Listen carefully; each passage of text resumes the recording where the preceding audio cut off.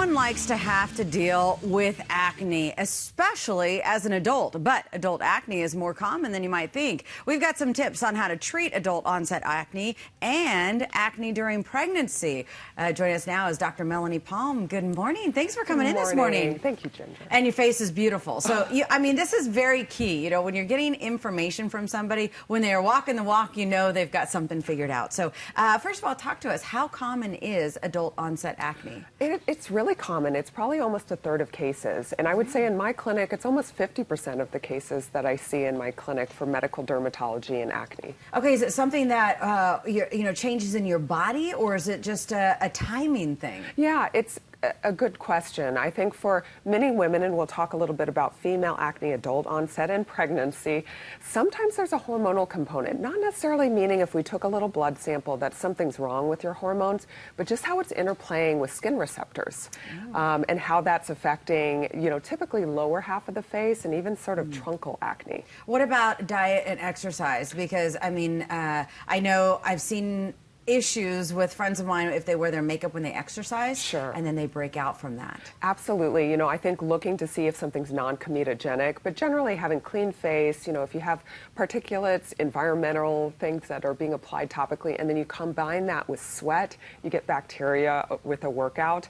But generally speaking, there's several facets of acne. That would be exercise-induced and what we call acne cosmetica if you're wearing makeup and then sort of get the acne as a result. What about as we get older? The more we scrub off the dead skin because we want that younger youth skin to come up, that new skin to come up. I've also read articles about where you're scrubbing so much, you're actually irritating your skin and producing this acne. Sure. You can overact the sebaceous glands and even the hair follicle unit. So even things like mechanical brushes that we often use, they're great, but you want to use something appropriate for your skin type and not too frequently. It is a case where too much is not a good thing. All right, what about this acne during pregnancy? Because that is super common. And there are things that you can do. So I really talk to my patients during pregnancy.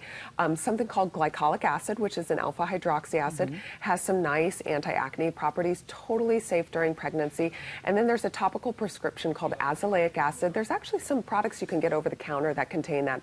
It brightens some of the stains after acne, but actually fights the acne as well. But interestingly, some of the over-the-counter things that are available, salicylic acid, benzoyl peroxide, aren't necessarily safe during pregnancy.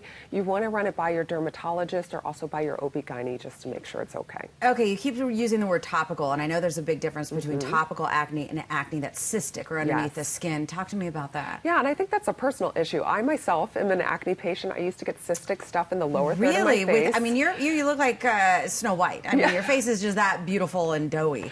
And there's something called spironolactone for female patients with cystic acne that can help address that hormonal imbalance and interplay that's happening between skin and what our body is producing.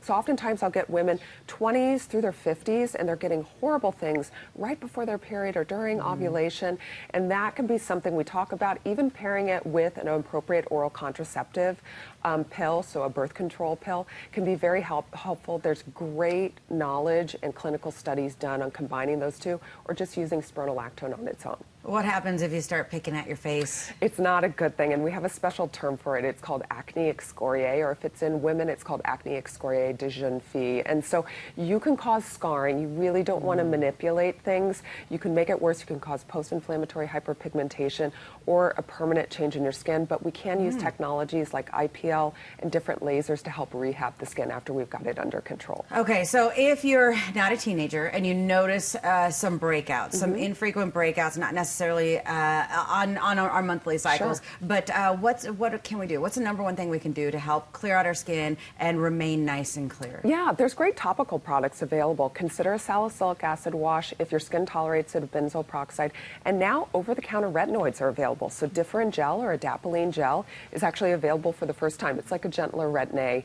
But if things are worse, they're not improving after a couple of months, come see a board-certified dermatologist, because there can even be substantial hormonal changes, something medication-wise, or some other factor that's influencing the acne that we can help out with. Great insight, because I mean, that's the last thing. It's one thing you deal with this in high school, but then in your 20s and 30s and 40s, that's the last thing you want to have to see. Yeah, I always say, why acne and wrinkles? So let's address them both. Oh, man, you're killing me. Yeah, you don't get both. It's not fair.